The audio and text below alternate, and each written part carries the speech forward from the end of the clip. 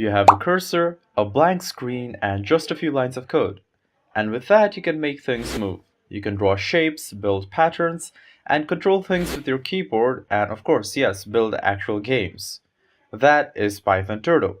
Simply hit pip install turtle on your terminal, and by the end of this video, you will know exactly how to use it by building an actual game. So we're just in time for our final project now. We'll leave main.py alone and we'll create a new Python file called Pong. We want to create a Pong game. Before we start, let's plan out our game.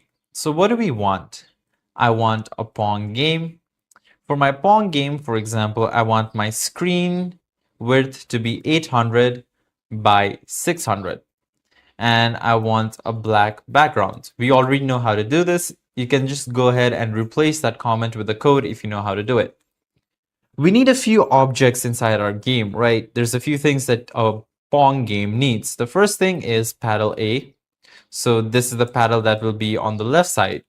Let's say this is player 1 and controlled by W and S.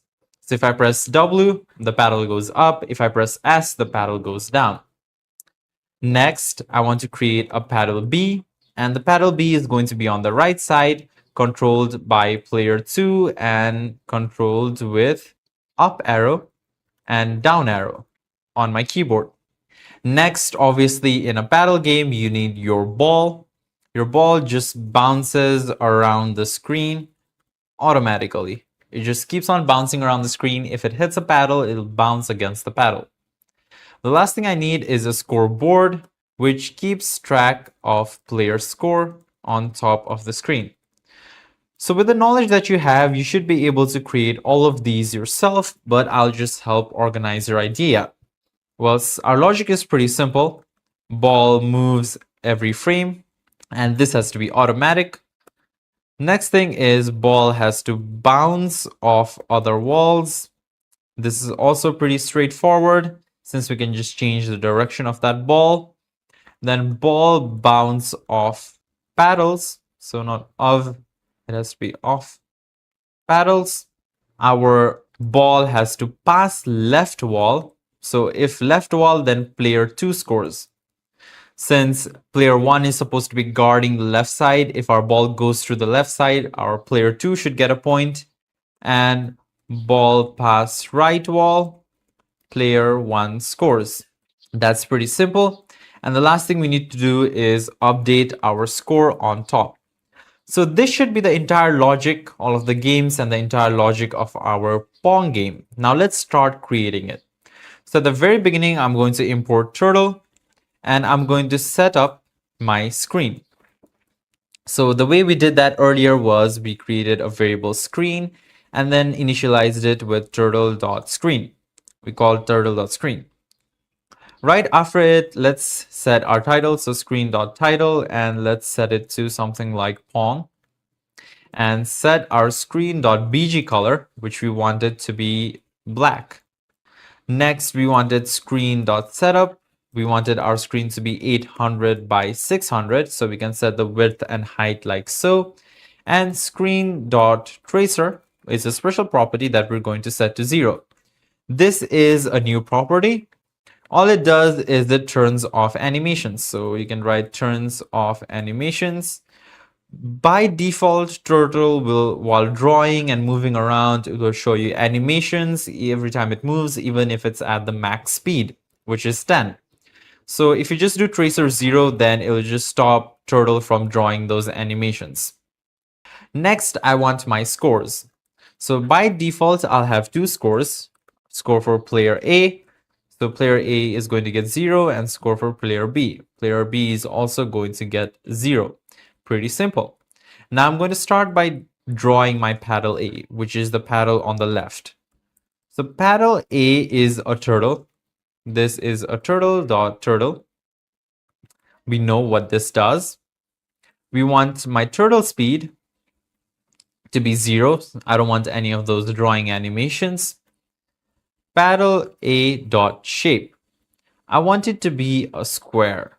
So by default, the shape of our turtle, or the shape that it draws by default, is just a line.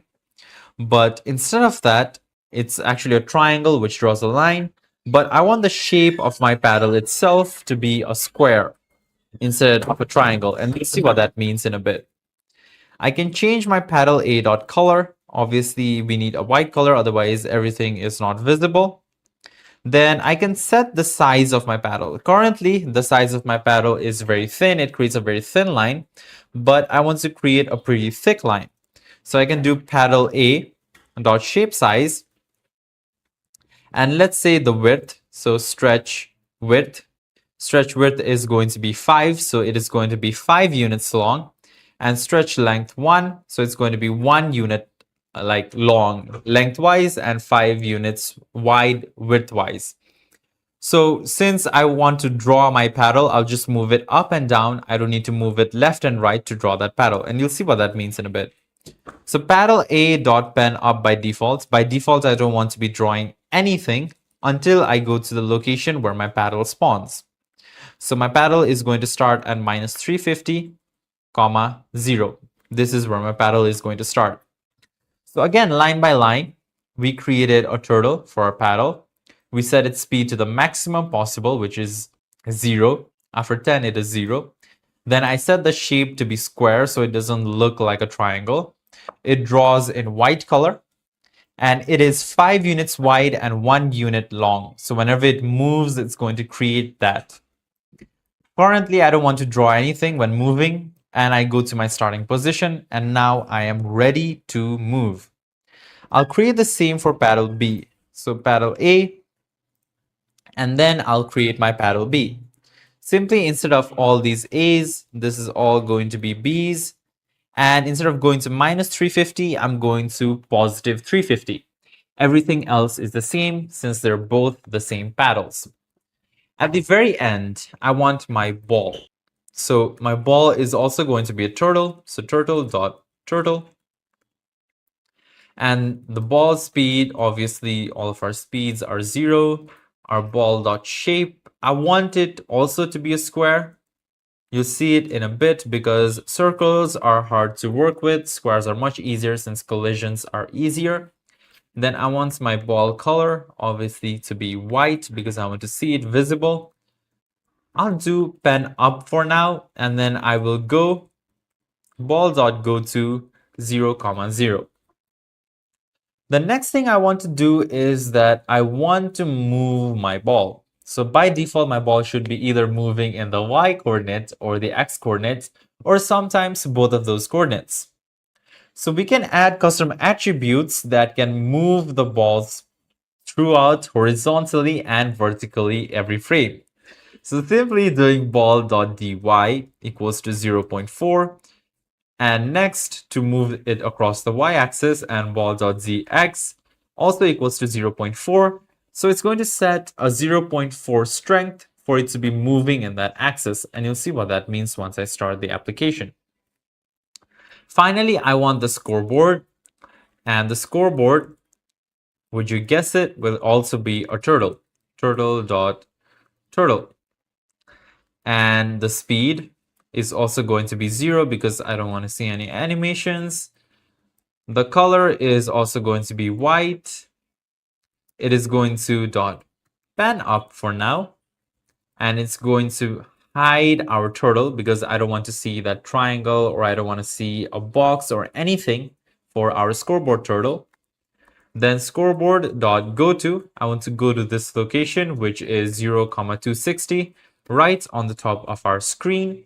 And we will write what we wrote earlier, but this time with variables. So I can do something like an F string, and inside my F string, I can say player A has the score of player A. Player B has the score of player B. Simple as that. And we're going to align it to the center. And that is all that we'll do for the scoreboard right now. Finally, we have our keyboard controls. So keyboard controls. And keyboard controls are pretty simple. We've already done this before. I explained this in the previous episode. So paddle A, we're going to get the current y coordinate of paddle A. So paddle A dot YCOR. And one extra thing that we have to check, so I'll show you that as well. At first, we need to move the paddle A y plus 20. So we can move it up by 20. Now I'm getting an error. Returns the turtle's y coordinates, no arguments. This works perfectly fine. But for example, if our paddle is way above the screen, we don't want it to go off the screen. So if we're close to the edge of the screen, we don't want to move further up. For that reason, all I will do is I will do if the value of my y is greater than 250, actually if it's smaller than 250, then only let me move. So if it's greater than 250, that means if it's off the screen, then don't let me move. And I'll simply copy this code and I will paste it for all of the controls. So paddle A, this was paddle A up. Then I can have a paddle A down where I reduce this by 20. And actually I need to check if it's not smaller than, I need to check if it's greater than minus 240, for example. So if it's greater than minus 240, that means it's still on the screen and I want to remove it. I want to move it down. So paddle A dot, this needs to be set Y. This also needs to be dot set Y. Next, I will do the same, but for paddle A right. So for right, I'm going to get my X coordinate, X and X. I'm going to dot set X, and I'm going to increase X by 20. But one thing that I have to check is if the value of my X is smaller than 250, which is completely fine. Yes, it needs to be. Next, if I'm going to left, so paddle A left, I'm also checking my X coordinate, but it has to be greater than minus 240. So it has to be greater than the negative most value to be still on the screen. And if that is the case, then I reduce the value by 20. Actually, looking at this now, I don't think we need to go left and right on the paddles because the paddles just move up and down. So instead of paddle A right and paddle A left, we can remove this portion and we can copy this and we can do the same for paddle B. That is my bad. So we can get paddle B and move paddle B instead of paddle A. So actually we don't need to go left and right, so we actually don't need to deal with left and right controls at all. At the very end, we have our final keyboard bindings. So keyboard bindings, which is pretty simple. We do screen.listen, which we've already done before. Screen.onKey, we can look for paddle B A up. So if I want to go paddle A up, then I would have to press W. If I want to go paddle A down, then I have to click on S. If I want to go paddle B up, so if I want to go paddle B up, I have to press the key up. And if I want to go paddle B down, I have to press the button down. And that is as simple as that. I also want to update my screen constantly. So to do that, I'm simply going to start up an infinite loop and then do screen.update.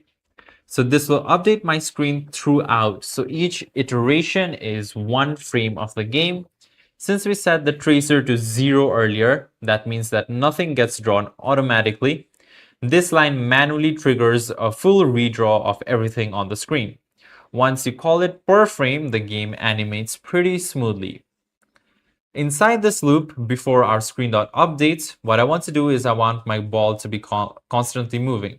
So ball.set x, I want to get the x coordinate, and I want to add the value that we set earlier, so .dx to it.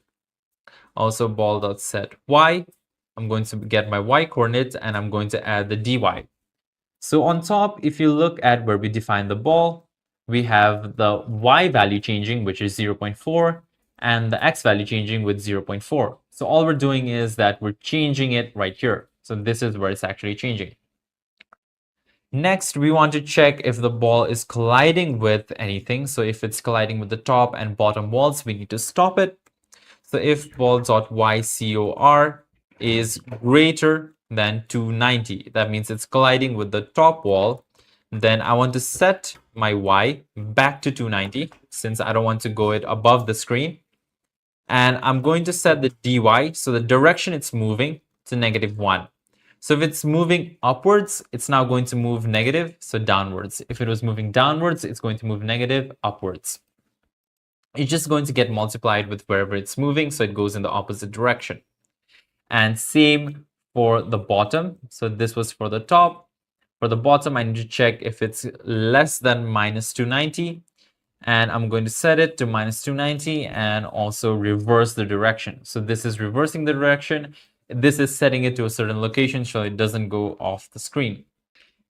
All right, next I have to check if the ball went to the right of the screen or to the left of the screen. If that happens, then player A scores or player B scores. So if the coordinate of my ball.xcor is greater than 390, that means that it has gone to the right of my screen, so it has passed the right of my screen. That means player A, which is on the left, has scored and player B failed to defend. So ball.goto, I want to reset the ball, make it go back to 0, 0, and set its dx to -1. So now it's going to be moving in the other direction. So it's going to be moving back to player A. Then I want to reset the score, or actually increase the score. So the score of A is going to increase by 1. So wherever A is, I don't think it was score A, I think it was player A. Player A is going to have 1 extra score. We're going to call scoreboard.clear. This basically means any previous text or anything drawn by this turtle is going to get cleared. So the previous score is going to get cleared off the screen. Basically, this text is going to get cleared off the screen, and I'm simply going to paste it again, and we're going to rerun that right so that now we get the proper score, the updated score. And the same thing is going to happen, Control C, and we can paste it, because the same thing is going to happen if player B scores. But this time, if it goes less than -390, that means player B has scored, and this needs to be multiplied. So this needs to be multiplied. This time the score of player B increases by 1. And everything is pretty simple. All of this logic is pretty easy to follow and understand. Lastly, we have to check collisions for our paddles. So paddle collision. If ball.xcor, if the coordinate of our ball is greater than 340, that means it's to the right of our screen, and ball.xcor is less than 350. So that means it hasn't gone off the screen, and that means that it hasn't gone off the screen. And we have to check a few more conditions. We have to check if ball.ycor is less than paddle b.ycor, and plus 50 actually, plus 50, and ball.xycor is greater than paddle b.ycor minus 50. So I'll simplify that expression a few times. So it might look a little bit complicated, but it is the most simple this expression can be. And we do not open brackets, we just give an indentation. I will move this up 1 line. I think we can further simplify this. So I'll remove this parenthesis, and inside I will write. So all I'm checking is that the ball is in the range of the paddle. All this condition, this huge condition checks, is if the ball is within the range of the paddle to be hit by it. If it is in that range, then I want to change a few properties on that ball. So the y coordinate has to be, actually the x coordinate, set x, has to be -340. So it has to be set exactly where the paddle is. and the dx has to be multiplied by -1. That means the direction of the ball should be now opposed, or it should be facing the other way. Actually, I think this is positive 340. And next, we're going to do the same thing, but we're going to check negative 340 for less than. And we're going to be checking negative 350 also for less than. And ball.set x is going to be negative 340, and ball.dx is set -1. Now we can start this application and finally see our game running. Our ball currently is stuck on the left side of the screen, so we're going to start with the ball's coordinates setting to 0, 0. We can go all the way up here and we can see that it is set to 0, 0. So we must have some problem in our collision. Okay, all we had to do was fix this condition right here. So fix it and set it to this. And now we can start our game. I can see that the ball is moving pretty fast. So let me reduce that speed. We're moving by 0.4 every frame. So we can reduce the speed. This depends on your computer cycles as well. If you have a faster CPU, then the ball is going to move faster for you. If you have a slower CPU, then it's going to move slower. So I can set it to 0.1 and I can move my paddle. So I can move my paddle to intercept it, and if it does intercept it, then it does bounce over. And if it does intercept, it does bounce over. And that is the simple Pong game made using Turtle in Python.